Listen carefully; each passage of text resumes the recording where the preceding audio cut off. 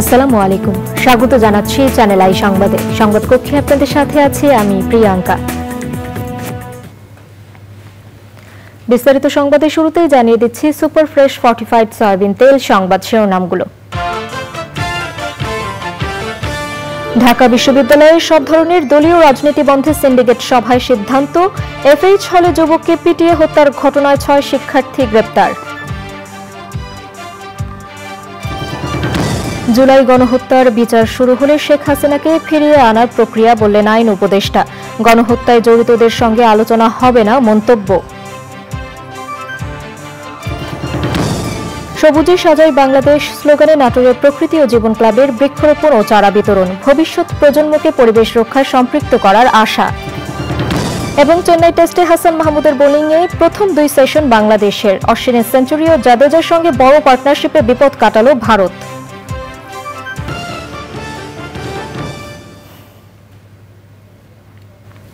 সংবাদ শিরোনামগুলো জানাচ্ছিলাম। এখনকার সংবাদ আয়োজন একই সঙ্গে চ্যানেল আই এর ইউটিউব চ্যানেলে এবং চ্যানেল আই এর ওটিটি প্ল্যাটফর্ম আই স্ক্রিনে লাইভ স্ট্রিম হচ্ছে। যাচ্ছে বিস্তারিত সংবাদে।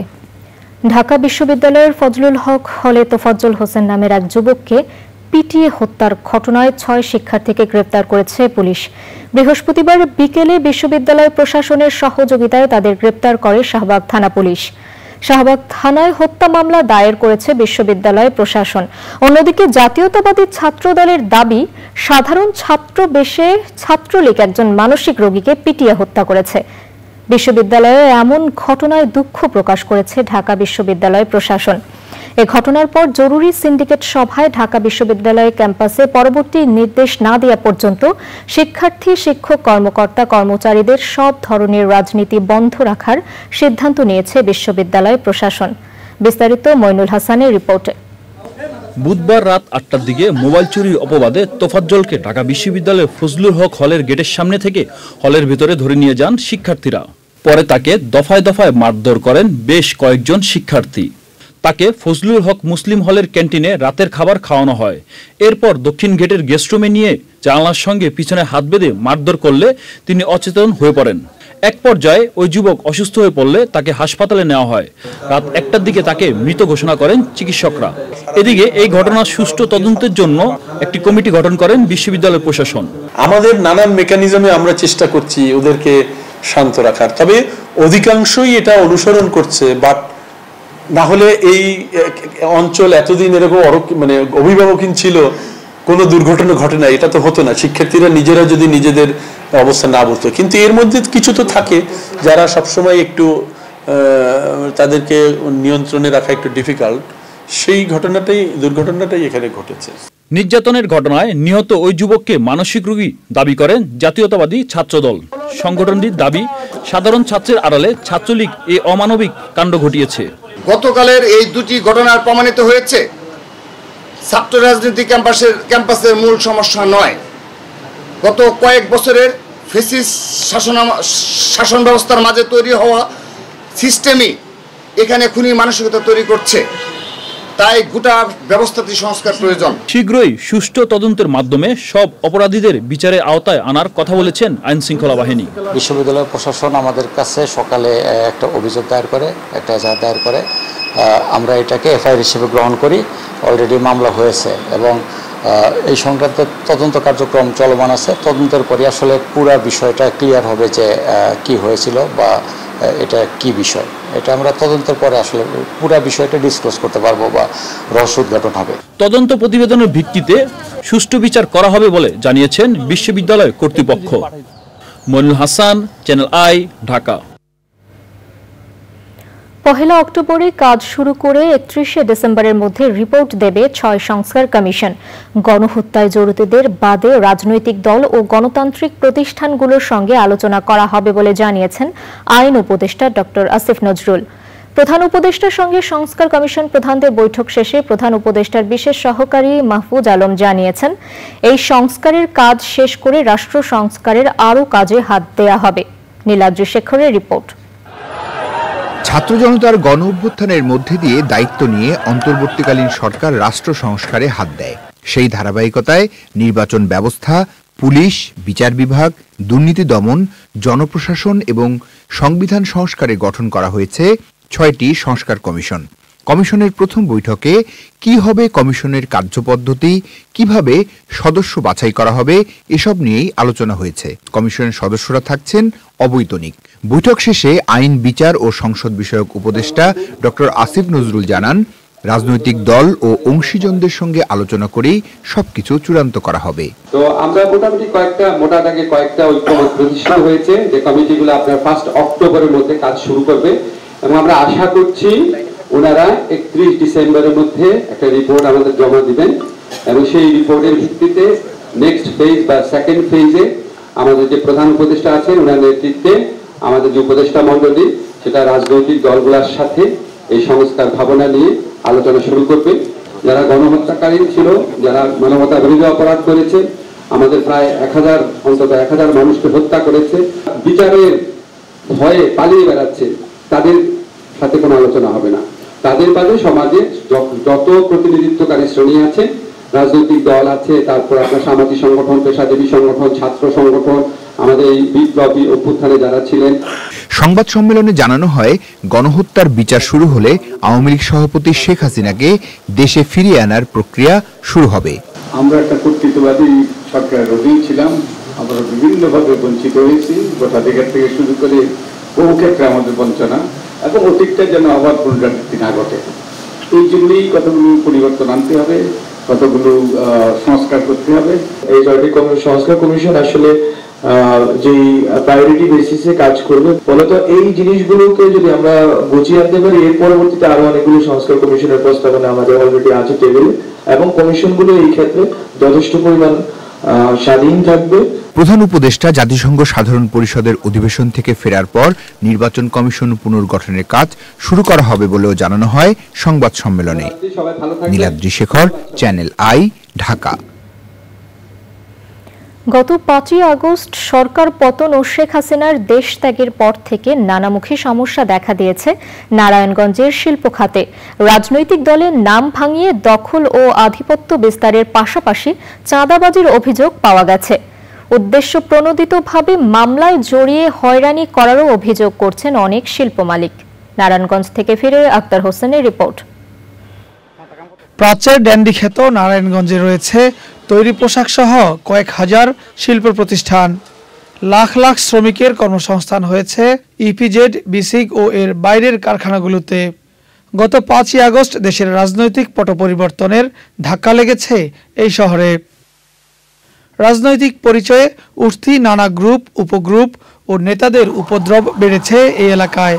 কোনো প্রতিষ্ঠান থেকে চাঁদা দাবির অভিযোগ পাওয়া গেছে।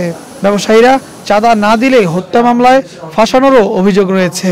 আমার প্রশ্ন, যে মানুষ মারা যায় 2 মাস আগে, সে কিভাবে মিছিলে আসলো, কিভাবে সে মিছিলে আসার পরে মারা গেল? আমাদেরকে নানানভাবে হুমকি দামকি দেওয়া হচ্ছে। কেন দেওয়া হচ্ছে? আমাদের কাছ থেকে চাঁদাবাজি করার জন্য।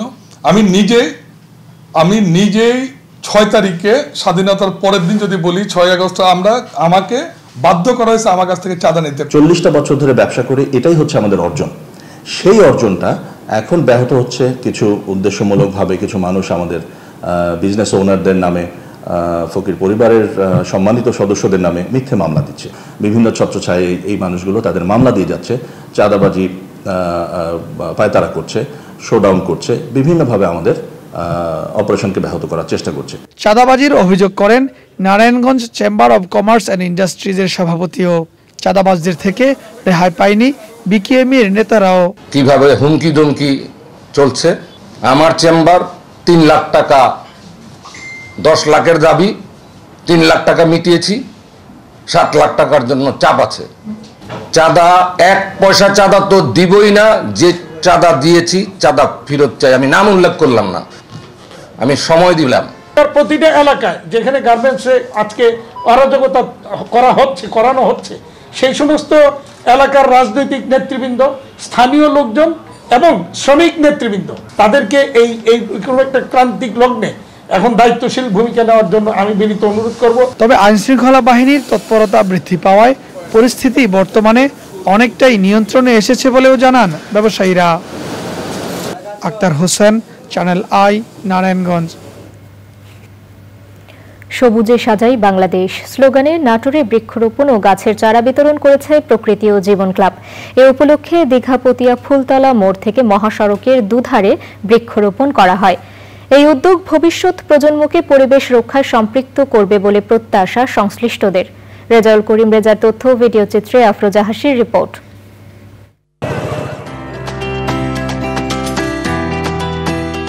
জলবায়ু পরিবর্তনের ক্ষতিকর প্রভাব মোকাবেলায় সচেতনতা ও সম্পৃক্ততা বৃদ্ধিতে দেশজুড়ে বৃক্ষরোপণ সহ নানা কর্মসূচি অব্যাহত রেখেছে প্রকৃতি ও জীবন ক্লাব। সবুজে সাজাই বাংলাদেশ প্রতিপাদ্যে প্রকৃতি ও জীবন ক্লাব নাটোরে বৃক্ষরোপণ ও বিতরণ কর্মসূচি পালন করেছে।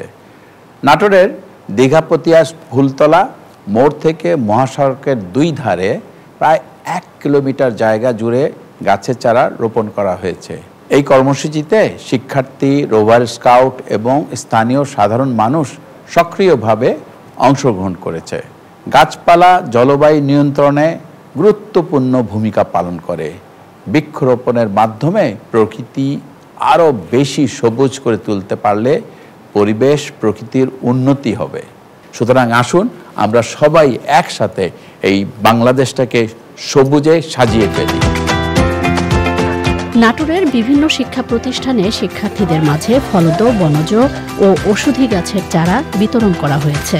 পাশাপাশি আঞ্চলিক মহাসড়কের দুপাশে চারা রোপণে অংশ নেয় রোভার স্কাউটের সদস্যরা। আসুন সবাই গাছ লাগাই, পরিবেশ বাঁচাই, এই ধরনের একটা মহতি উদ্যোগ নেওয়ার জন্য আমরা প্রকৃতি ও জীবন ফাউন্ডেশনকে অসংখ্য ধন্যবাদ জানাই। আমি আজকে গাছ লাগাতে পেরে খুবই খুশি। এমন প্রোগ্রাম আমরা চাই যে প্রতিবারই হোক। আমাদের নেক্সট জেনারেশন যারা তারা দেখতেছে, তারা শিখতেছে, তারাও আমাদের দেখে একসময় আমাদের পরিবর্তে তারা করবেই। আমাদের অক্সিজেনের পরিমাণ বৃদ্ধি পাবে। আজকের এই বৃক্ষরোপণ কর্মসূচিটা আমরা সফল করতে পেরে খুবই আনন্দিত। প্রতি বছর যেন এরকম একটা উদ্যোগ নেওয়া হয়, যাতে করে আমাদের যে বৈশ্বিক উষ্ণায়ন, যে আমাদের গড় তাপমাত্রা যে বেড়ে যাচ্ছে, এটা যেন কমে আসে। এমন কার্যক্রম বৈশ্বিক উষ্ণতা এবং প্রাকৃতিক বিপর্যয় রোধে সবাইকে উদ্বুদ্ধ করবে আশাবাদ বিশিষ্টজনদের। পরিবেশের ভারসাম্য নিশ্চিত করতে হলে, পরিবেশকে মরুভূমির হাত থেকে রক্ষা করতে হলে এই বৃক্ষরোপণের কোনো বিকল্প নেই। আমাদের প্রকৃতির ভারসাম্য রক্ষা, গ্লোবাল ওয়ার্মিং, এগুলা থেকে আমাদেরকে রক্ষা পাইতে হলে আমাদের বেশি বেশি বৃক্ষরোপণ করতে হবে। আমাদের আবহাওয়াটা যদি আমরা উষ্ণতাকে যদি আমরা মিটিগেট করতে পারি, তাহলে আমাদের দেশের মানুষ, বাচ্চা, শিশু সকলেই সুন্দর জীবনযাপন করবে। বৃক্ষরোপণের পাশাপাশি পরিচর্যায় গুরুত্বারোপ করেন সংশ্লিষ্টরা। শিক্ষার্থীদের আজকে এই বৃক্ষরোপণ কর্মকাণ্ডে অংশগ্রহণের মাধ্যম দিয়ে এটাই প্রমাণ হলো যে প্রকৃতিকে আমরা ভালোবাসি। প্রকৃতিকে ভালোবাসতে হলে, প্রকৃতিকে বাঁচিয়ে রাখতে হলে গাছের কোনো বিকল্প নেই। বৃক্ষরোপণের মধ্য দিয়েই তারা একই সাথে পরিবেশের প্রতি মমত্ববোধ, ভালোবাসা সৃষ্টির জন্য তারা এই কাজগুলো করছে। দেশের পরিবেশ প্রতিবেশ উন্নয়নে প্রকৃতি ও জীবন ক্লাবের এমন উদ্যোগ অব্যাহত রাখার আহ্বান জনসাধারণের। আফরোজা হাসি, প্রকৃতি ও জীবন ডেস্ক, চ্যানেল আই। দর্শক, এবারে বাংলাদেশ ভারত টেস্ট সিরিজ।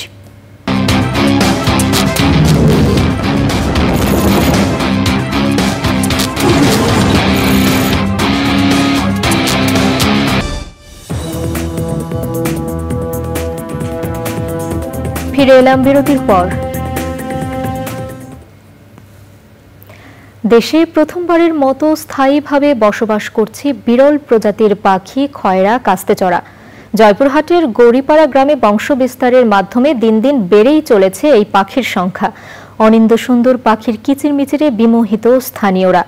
দুর্লভ এই পাখিগুলো সংরক্ষণে দ্রুত উদ্যোগ নেওয়া জরুরি বলছেন পাখি বিশারদরা। শফিউল বাড়ি রাসেলের তথ্য, ভিডিও চিত্রে আফরোজা হাসির আরেকটি রিপোর্ট।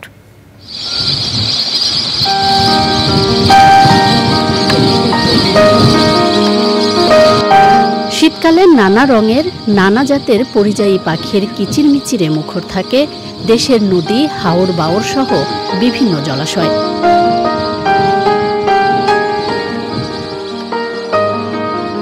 এদের মধ্যে অন্যতম অনিন্দ সুন্দর বিপন্ন প্রজাতির পরিযায়ী পাখি খয়রা কাস্তেচড়া। শীত শেষে পরিযায়ী এই পাখি আবারও ফিরে যায় নিজ আবাসস্থলে।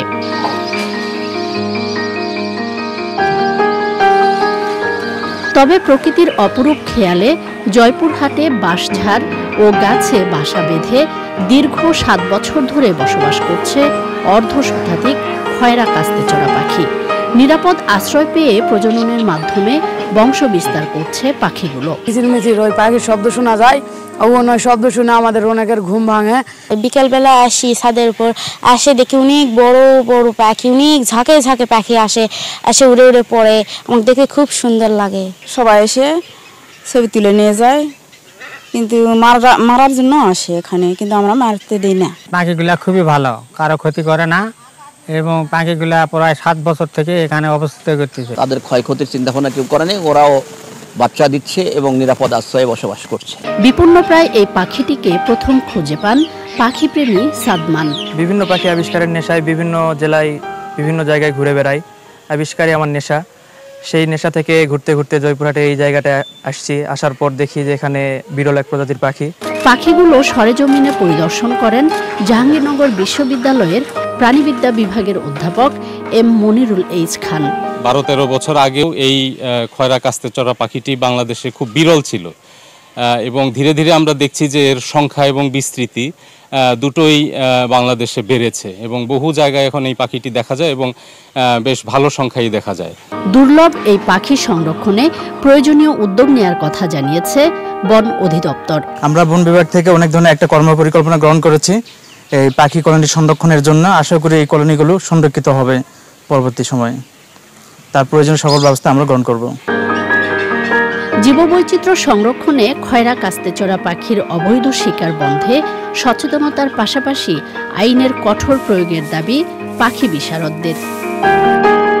আফরোজা হাসি, প্রকৃতি ও জীবন ডেস্ক, চ্যানেল আই। গণবিপ্লবের মুখে দেশ ছেড়ে ভারতে পালিয়ে যাওয়া সাবেক প্রধানমন্ত্রী শেখ হাসিনার ভারতেই থাকা উচিত বলে মন্তব্য করেছেন শ্রীলঙ্কার প্রেসিডেন্ট রনিল বিক্রমাসিংহে। ভারতীয় সংবাদ মাধ্যম ফার্স্ট পোস্টকে দেয়া বিশেষ সাক্ষাৎকারে লঙ্কান প্রেসিডেন্ট একথা বলেন। শেখ হাসিনা ও বাংলাদেশ ইস্যুতে ভারতের করণীয় নিয়ে প্রশ্ন করা হলে বিক্রমাসিংহে বলেন, সবার আগে বাংলাদেশে স্থিতিশীলতা ফেরাতে হবে। What we saw in Bangladesh, did you see it coming? Did you imagine that this would happen in Dhaka? I didn't think it would happen so fast. This would have happened in Sri Lanka if what the opposition said took place. That is, no one was willing to be president. Sheikh Hasina is in India and that has become a big point of contention. There is visible tension between Dhaka and New Delhi. What is your advice to both these players? First is to get stability into Bangladesh. Sheikh Hasina is out of the country. Let her be out of the country. এবারে নিটোল tata কৃষি সংবাদ।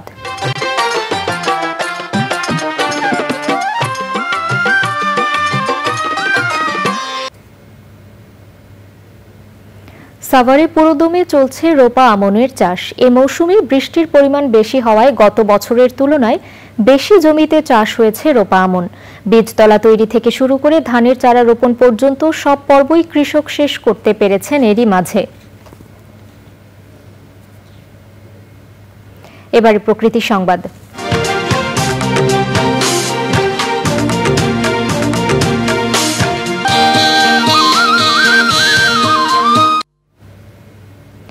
নিষেধাজ্ঞা শেষে জেলে, বনজীবী ও পর্যটকদের জন্য সুন্দরবন উন্মুক্ত হলেও অনেকটাই কম পর্যটক সমাগম। পর্যটক শূন্য পরিস্থিতিতে লোকসানের আশঙ্কায় ট্যুর অপারেটররা। সকল পারিপার্শ্বিক অস্থিরতা কাটিয়ে আবারও পর্যটক মুখরিত সুন্দরবনের আশা সংশ্লিষ্টদের।